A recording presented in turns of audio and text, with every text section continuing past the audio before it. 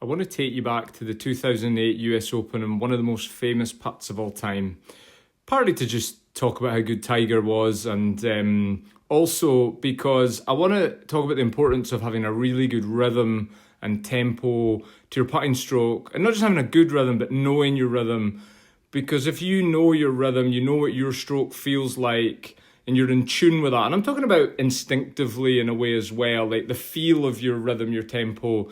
There's much more chance it will be good, and there's much more chance it holds up under pressure. Now, you cannot get more pressure than the 72nd hole of a major. And you know how Tiger felt about coming second. It was no good. So this would have meant he finishes second if he doesn't hold this. So watch his putter head here. Watch what it does.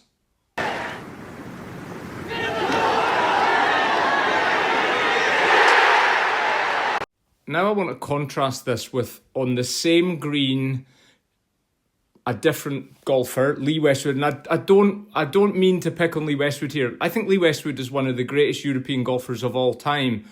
And he is definitely one of the greatest golfers of all time that didn't win a major. He has had an amazing, amazing career, and he competed around so many. He could win in any type of golf course. He competed at every major.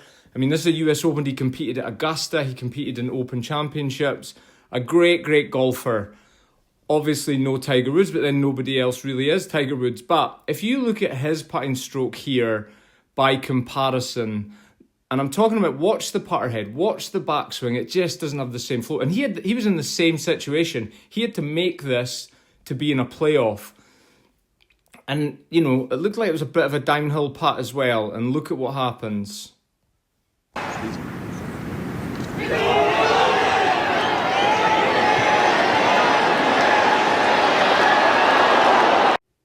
So I'm not just talking about the result. One putt, Tiger's putt goes in, Lee Westwood's comes up effectively short and low, a kind of pretty weak effort that I'm sure to this day he regrets. He regrets not making a better stroke. So it's not just about, being, mentally strong enough to hold putts and things like that. I don't mean, it's like having the technique that holds up under pressure. Watch these putts again, right next to each other. And again, really look at the putter heads. The flow of Tiger's stroke, and then the sort of slow backswing to Westwood's stroke. One more time.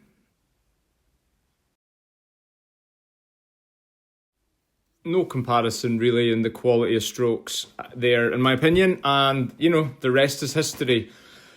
Tiger Woods, arguably the greatest golfer of all time. I would say he's arguably the greatest putter of all time as well. And just from listening to him over the years, he has talked a lot about how much emphasis he's put on putting as part of his practice, etc.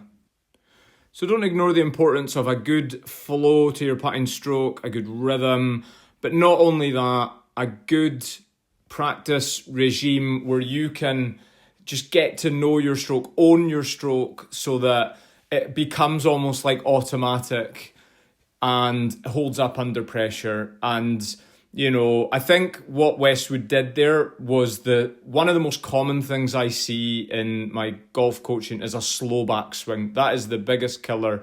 It just doesn't create the flow that we need. So speed up those backswings, golfers. Thank you.